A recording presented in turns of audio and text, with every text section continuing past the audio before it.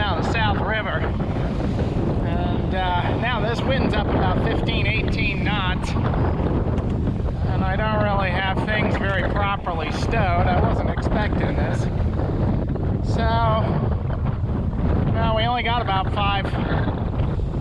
Well, we can bear away at about 3 miles, 3-4 miles out around Thomas Point, but, you know, we only got 3 miles to go. Those are famous last words.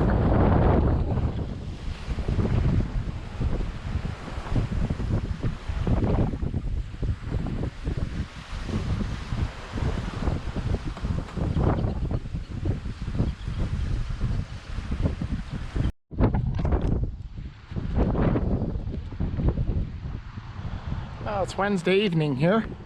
This has been quite an exciting day. Well, the thunderstorm yesterday didn't materialize into anything, but it looks like this time we're gonna take a hit. Well, the cool air feels good. I can see that lightning. When I last checked in, we were slogging to windward coming out of the South River, and I had some remark about famous last words. Wouldn't you know, about 2 minutes later, the old girl decides to dive into one of those waves, and the anchor chain skips off the Wildcat. And so I hear something, it sounds like a freight train, and the anchor started deploying itself. So luckily I caught it before all the road ran out, and then quickly dropped the staysail, and then wrestled the anchor back in. And got quite an upper body workout doing that. And meanwhile, we were sort of fore-reaching off to the side of the channel and getting into shallow water, so I had to be kind of quick about it. And anyway, so got sailing again. Well, that was a fun little diversion. And I was going to anchor off the Naval Academy, but the winds were just too strong. It was just too rough. It's too exposed there. So here I am in Weems Creek, which is much more protected. You get out on open water, like it just open enough you see out there. I bet you that wind's well over 20 knots. So I'm glad I'm in a little more protected spot here. And we'll see what kind of fireworks this storm has in store for us. So I purchased one of these down the hatch ventilators, which is similar to the old wind scoop.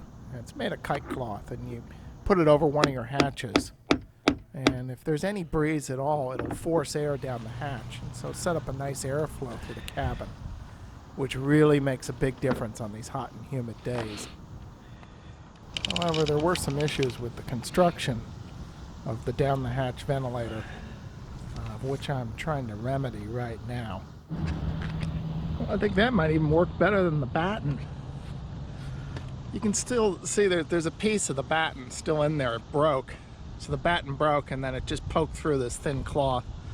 And I can't find it anywhere. It probably went overboard. But that was not well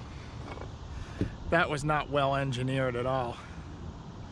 But we'll see how this works. This looks promising here, and since I already reinforced the ends here, it should be much sturdier. So what had happened was, where the blue triangle meets the yellow, there was a batten there that holds it open, and the batten broke and poked through the cloth and was lost. So I just put a couple of grommets in, just using light ropes to hold the wind scoop open.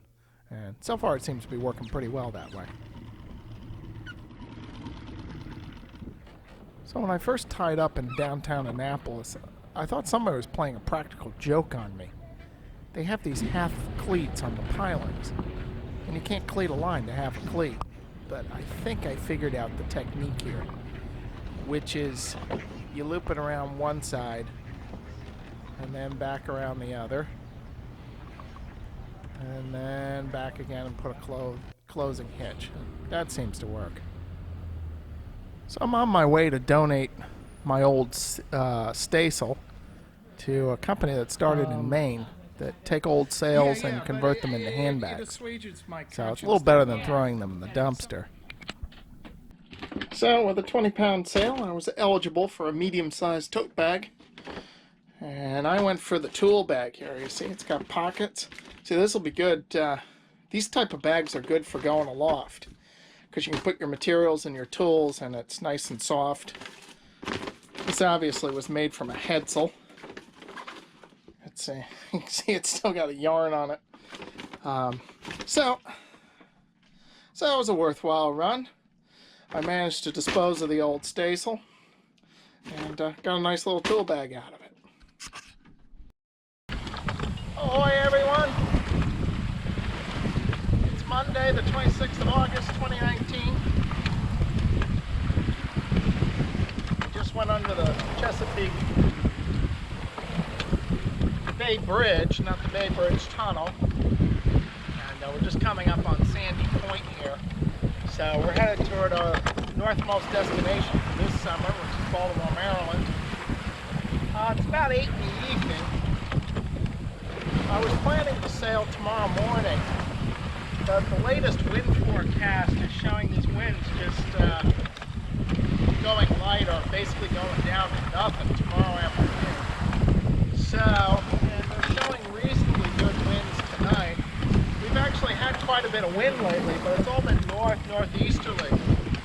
And that seems to be coming from this low pressure, which is off the east coast, which is just strengthened into a tropical depression. And I just heard on the VHF that it's forecast to become a tropical storm, may become a tropical storm. So we're getting all these northeasterly winds here on the bay. The one nice thing about it is it's bringing much cooler weather, so it's brought a nice break from heat. This has been a hot summer. But, so all that means that the wind forecast for tonight is decent. Right now we got easterly winds. They kind of go up and down. They were up to about 12, 15 knots. Now they're down to about 7, 8 knots or so. And we're fighting the current here, so we're going pretty slowly. But the wind forecast tonight is all for kind of east to southeast winds around 10 knots. So I'm going to try to make Rock Creek. Assuming the wind picks up and we get out of this contrary current, hopefully make Rock Creek by midnight or so. Then it's only about 8 miles from Baltimore. So you take the wind when you got it.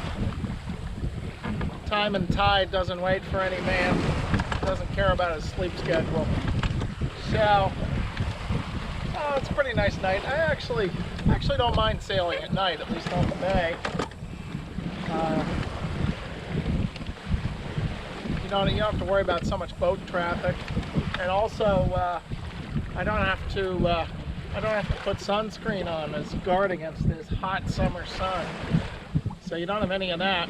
So got my cup of coffee here. Just finished up with dinner, and we're gonna sail on into the night here. And hopefully this wind's gonna pick up so we can make Rock Creek before midnight. We'll see how that goes.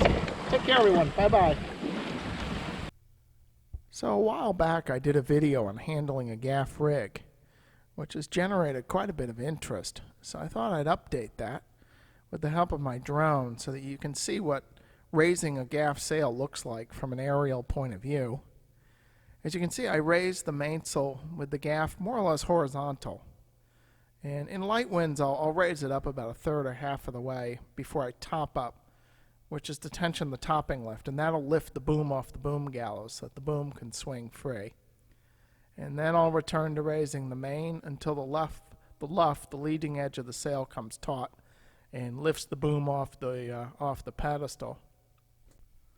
So right now our gaff mainsail is scandalized, which means that the leech, the trailing edge of the sail, is still loose. And we'll tighten that up by pulling on the peak halyard, as I did right there. And with the peak halyard tensioned, now our gaff mainsail is set and we're ready to go sailing.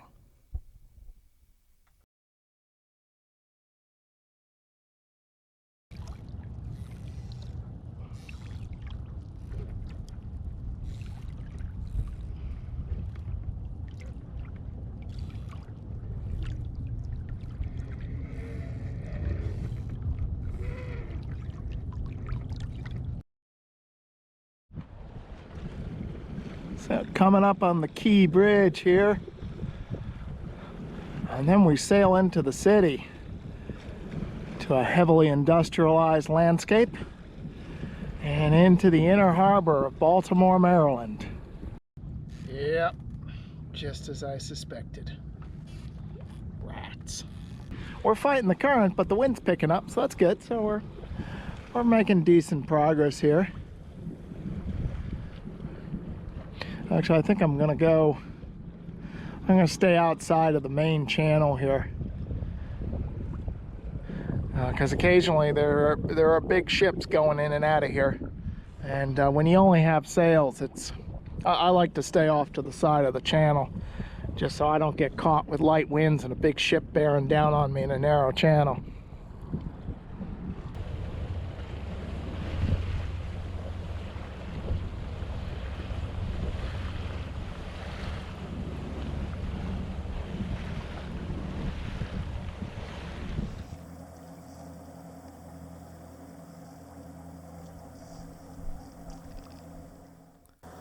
So in the comments section, a common question I get asked is, if you don't have an engine, how do you set your anchor? And one way you can do that is what's known as a flying anchor set.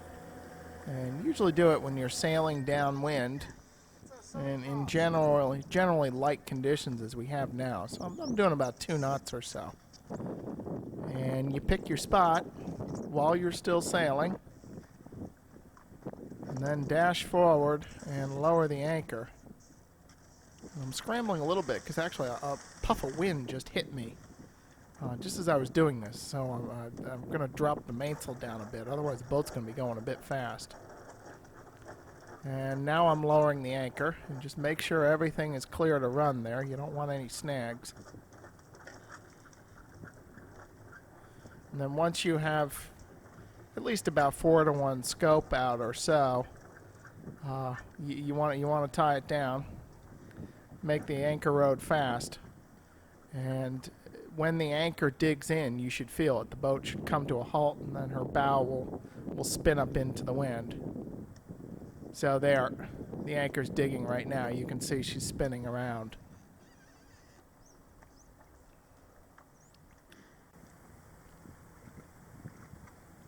And generally, I'll use this in light conditions where it's hard to know whether the anchor is in or not. In places where you have a lot of wind, or if it's just a windy day, I'll just round up and drop. And you'll know pretty quickly whether or not your anchor is set.